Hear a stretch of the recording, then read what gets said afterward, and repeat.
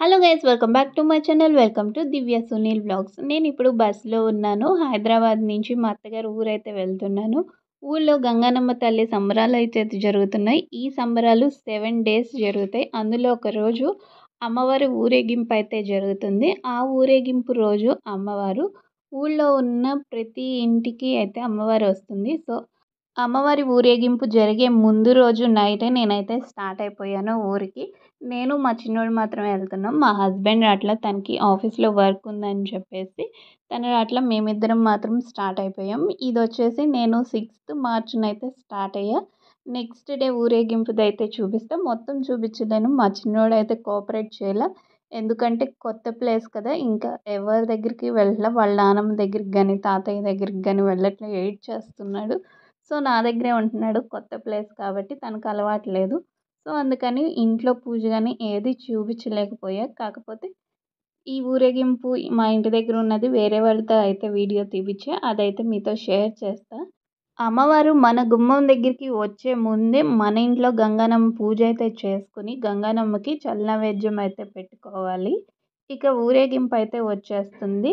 ఈ ఊరేగింపులో మనం ముగ్గురు వ్యక్తులనైతే చూస్తున్నాం. ఒకళ్ళేమో గంగానమ్మను పట్టుకున్నారు ఊరేగింపులో. ఇంకొకళ్ళు పోతురాజు కింద. ఇంకొకళ్ళు మన ఇంట్లో చల్లనైవేద్యం పెట్టుకుంటాము. నా పక్కన ఒక అతను పట్టుకున్నారు కదా! అది మన ఇంట్లో పెట్టుకున్న చల్లనైవేద్యం. అందులో కొంత వాళ్ళు తీసుకుంటారు. ఇక అమ్మవారు వచ్చిన తర్వాత నీళ్లు పోసేసి కొంచెం ఎర్రటి క్లాత్‌లో బియ్యం వేసి ముడుపులా కట్టి గంగానమ్మకి కడతారు. తర్వాత పోతురాజుకేమో వైట్ క్లాత్ లాంటిది అది, మూడో వాళ్ళకేమో మన ఇంట్లో గంగానమ్మకి పెట్టుకున్న దాంట్లో కొంచెం చల్లనైవేద్యం అయితే వాళ్ళకి వేస్తాము. ఇంకా పసుపు, కుంకం, కొబ్బరికాయ ఇవన్నీ మామూలుగా ఇస్తాం కదా! అలాగే ఇచ్చాము. ఆ తర్వాత పోతురాజు ఇంట్లో వాళ్ళ మీద ఓలలు జల్లుతారు. అంటే పోతురాజు కర్ర ఉంటది కదా! అది మన మీద వీడియోలో చూడండి మీకు అర్థమవుతది. పసుపు, కుంకుమ అయితే జల్లుతారు. ఆ తర్వాత బొట్టయి పెట్టేసి మా చిన్నోడినేమో కింద పడుకోబెట్టారు. వాళ్ళ ముగ్గురు చేత దాటిచ్చాలని చెప్పి. అలా ఎందుకు చేస్తారు అంటే నాకైతే తెలీదు. మా చిన్నోడికైతే చేపిచ్చారు.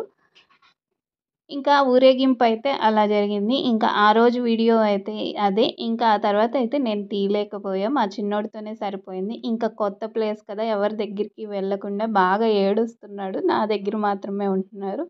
మీరు వీడియోలో చూడొచ్చు ఎంతసేపు ఏడుస్తూనే ఉంటాడు. ఈ ఊరేగింపొచ్చేసి ఫ్రైడే రోజు జరిగింది. ఇంకా సండే రోజైతే వేడి నైవేద్యం పెడతారు గంగానమ్మకి. ఆ రోజైతే గుడి దగ్గర అందరూ భక్తులందరూ వెళ్తారంట. ఊరు మొత్తం ఆ రోజైతే వెళ్తారు. సో, డైరెక్ట్‌గా నేనైతే ఆ రోజు వీడియో నాకు కుదిరినంత వరకు మాత్రమే తీసి పెడుతున్నాను చూడండి.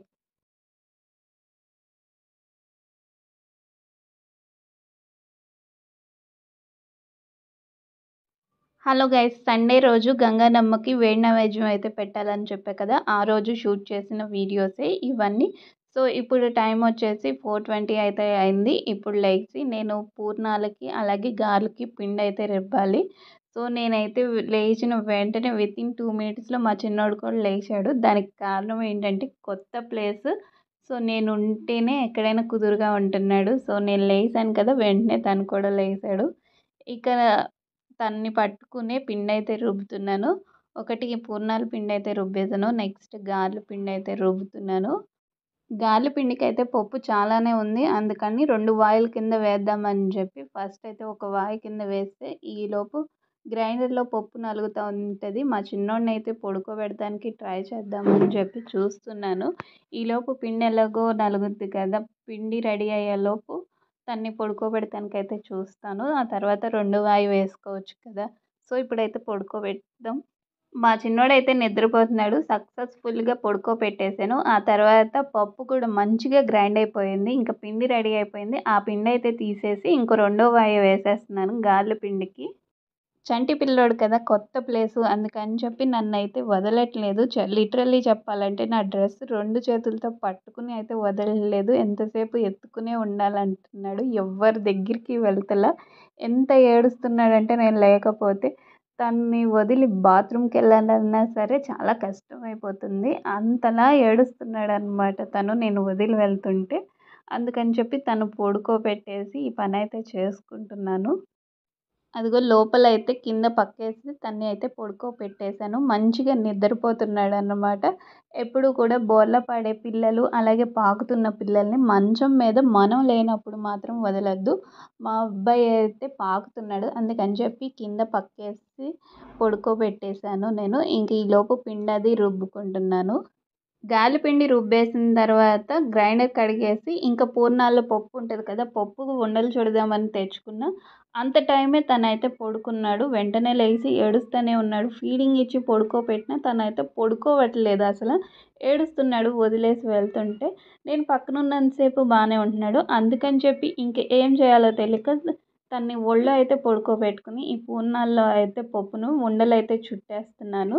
సో, చంటి పిల్లలు ఉంటే పనులు చేసుకోవడం అనేది ఇంత కష్టంగా ఉంటది. అందులో ఒక కొత్త ప్లేస్‌కి వెళ్తే ఇంకా చాలా చాలా కష్టం. అదే హైదరాబాద్‌లో మా ఇంట్లో ఉంటే చక్కగా ఆడుకుంటాడు. నేను కిచెన్‌లో ఎళ్లి పని చేసుకున్న అంతలా ఏడవడనమాట. ఇదొచ్చేసి కొత్త ప్లేస్ కదా! అందుకని చెప్పి నా ఒళ్ళో అయితే ఎంత చక్కగా పడుకుంటున్నాడో చూడండి. నేను కింద పడుకోబెట్టి పక్కనున్నా సరే చాలా చక్కగా పడుకుంటాడు. అదే చేసి తను నిద్రపోయాడు కదా అని లేసి వచ్చేస్తుంటే వెంటనే లేసిపోయి ఏడుస్తున్నాడు. ఇంక ఏం చేయాలో తెలియక ఇలా ఒళ్ళోనే పడుకోబెట్టుకొని నేనైతే పని చేస్తున్నాను. నాకు తెలిసినంత వరకు ఇలాంటి సిట్యుయేషన్‌కి చాలామంది మదర్సే రిలేట్ అయ్యి ఉంటారు. ఇలా ఎంతమంది రిలేట్ అయ్యారో కామెంట్ సెక్షన్‌లో జస్ట్ కామెంట్ చేయండి. నేను తెలుసుకోవాలనుకుంటున్నా. ఇలాంటి సిట్యుయేషన్ ఎంతమంది ఫేస్ చేసుంటారు అనేది. మీరు ఇదే వీడియో క్లిప్పింగ్‌లో చూడండి. నా జుట్టు ఎలా పట్టేసుకున్నాడో నేను ఎక్కడ వదిలేస్తున్నానని చెప్పి. కానీ తన్ని నేను ఒళ్ళోనే పడుకోబెట్టుకున్నా. అది తనకి అర్థం కాక నేను వదిలేస్తున్నానేమో, వదిలేసి వెళ్ళిపోతున్నానేమో అని నా జుట్టు పట్టుకుని అస్సలు వదలటలేదు. ఇంకా చెప్పాలంటే హైదరాబాద్‌లో ఉన్నప్పుడు అందరి దగ్గరికి వెళ్ళిపోయేవాడు. కొత్త లేదు, పాత లేదు. అందరూ నన్ను అడిగేవాళ్ళు, "మీ అబ్బాయికి ఏంటి కొత్త లేదు, పాత లేదా? వచ్చేస్తున్నాడు. మమ్మల్ని ఫస్ట్ టైమ్ చూసినా" అనేవాళ్ళు. అలాంటిది ఇక్కడికొస్తే అసలు ఎవ్వరి దగ్గరికి వెళ్ళట్లేదు. చాలా ఇబ్బందిగా ఉంది. చైర్‌లో కూర్చొని ఉండలు చుట్టాలన్నా అసలు ప్లేస్ ఏమో సరిపోట్లే. కింద కూర్చుంటేనేమో తన్ని పట్టుకుని పైకి లెగలేము. చాలా ఇబ్బందయిపోయింది. యాక్చువల్‌గా చెప్పాలంటే నా ఇబ్బందితో పోల్చుకుంటే మా చిన్నోడు పడ్డ ఇబ్బంది అలాంటి వాళ్ళ సిట్యుయేషన్‌లో ఉండి ఆలోచిస్తే వాళ్ళు ఇంకా ఇబ్బంది పడి ఉంటారుగా అనిపిచ్చేది నాకైతే. తను అలా ఏడుస్తుంటే నాకే బాధనిపిచ్చేది. చాలా ఇబ్బంది పెట్టేస్తున్నా తన్ని అని. మొత్తానికి పూర్ణం ఉండలైతే చుట్టేసాను. మా చిన్నోడిని ఇలా ఒళ్ళో పడుకోబెట్టుకుని చాలా కష్టంతో అయితే ఉండలైతే చుట్టేసాను. ఉండలైతే చూపిస్తాను. ఈ పప్పు అనేది చాలా పలచగా ఉంది. అందుకని చెప్పి చేతికైతే అంటుకుపోతుంది ఉండ చుడుతుంటే సరిగ్గా రాలేదు. అదే గట్టిగా ఉండుంటే ఇంకా చాలా ఫాస్ట్‌గా చుట్టేసేదాన్ని. మొత్తానికి ఈ పనైతే అయిపోయింది. ఇప్పుడైతే మా చిన్నోడినైతే పడుకోబెట్టేయాలి. ఇదే అసలైన పెద్ద టాస్క్ అన్నమాట. కింద పడుకోబెట్టగానే వెంటనే లెగుస్తాడు. ఇందాక చూసారు నా జుట్టు పట్టేసుకున్నాడు. అలాగే సేమ్ కింద పడుకోబెట్టగానే లేసి ఏడుస్తాడు. నన్ను చేయి కడుక్కొనిస్తాడో లేదో చూడాలి. ఫస్ట్ అయితే పడుకోబెడదాం. పూర్ణం ఉండలు ఇచ్చేసి చేయి కడుక్కొని వచ్చేలోపు చూసారా మా చిన్నోడు గుమ్మం దగ్గరికొచ్చేస్తున్నాడు ఏడ్చుకుంటూ. ఇంక చాపిల్లాగా ఈదుతున్నాడు. ఇంకా మెలకువగా ఉన్నాడు కదా అని చెప్పి తనకైతే స్నానం చేపిచ్చేద్దామని బట్టలు తీసుకోవడానికొచ్చాను. తనైతే గుమ్మం దాటడానికి ట్రై చేస్తున్నాడు. మొత్తానికి గుమ్మం అయితే దాటేసాడు. హైదరాబాద్‌లో మా ఇంట్లో అయితే గుమ్మాలు లేవు. బయటకొచ్చే గుమ్మం ఉంది. ఆ గుమ్మం దగ్గరేమో స్టెప్స్ ఉన్నాయి. ఇంట్లో అయితే గుమ్మాలు లేవు. ఇక్కడైతే గుమ్మాలున్నాయి. ఇంకా ఇక్కడికొచ్చిన తర్వాత గుమ్మం అయితే దాటేసాడు. ఇంకా మా చిన్నోడికైతే స్నానం చేపిచ్చేసి తననైతే ఉయ్యాల్లో ఇలా పడుకోబెట్టేసాను. ఆ తర్వాత నేను కూడా రెడీ అయిపోయి ఈలోపు మా పెద్ద ఆడపడుచు వచ్చి పూజకి కావాల్సినయన్నీ ఇంకా మా అత్తగారు తను అయితే చూసుకున్నారు. మా చిన్నోడికి స్నానం చేపిచ్చేసి, ఇడ్లీ పెట్టేసి, ఉయ్యాల్లో వేసి పడుకోబెట్టినా ఎంతసేపు ఉయ్యాల ఊపినా సరే అస్సలు పడుకోలేదు. అదే జనరల్‌గా హైదరాబాద్‌లో ఉన్నప్పుడు తనకు స్నానం చేపిచ్చేస్తే వెంటనే నిద్రపోయేవాడు. బట్టలు వేసేంత టైం కూడా ఇచ్చేవాడు కాదు. నిద్రపోయేవాడు. 2 అవర్స్ వరకు లేసేవాడు కాదు. ఉయ్యాల సహాయమే లేకుండా నిద్రపోయేవాడు. అలాంటిది ఇక్కడ ఉయ్యాల్లో ఏసి ఎంత ఊపినా సరే నిద్రపోలేదు ఆ రోజు. ఇంకా ఆ తర్వాత ఇంట్లో అయితే పూజ అయిపోయిన తర్వాత వేప చెట్టు ఉంటది ఇంటి దగ్గరలోనే. అక్కడికొచ్చేసి నైవేద్యం అయితే పెట్టాం. ఊళ్ళో ఉన్న వాళ్ళందరూ కూడా ఇంట్లో పూజ అయిపోయిన తర్వాత ఇక్కడికొచ్చి నైవేద్యం అయితే పెడతారు. ఇక్కడే కోడిని కూడా కోసేసాం మేము. ఇంకా కోడిని కోసిన తర్వాత ఇంటికైతే వచ్చేసాము. ఇంటి దగ్గర పూజ అయితే చాలా బాగా జరిగింది. టెంపుల్‌కైతే వెళ్ళలేదు. చిన్న పిల్లోడున్నాడు కదా! అంతమంది జనాల్లో ఎందుకని చెప్పి తీసుకెళ్ళలేదు.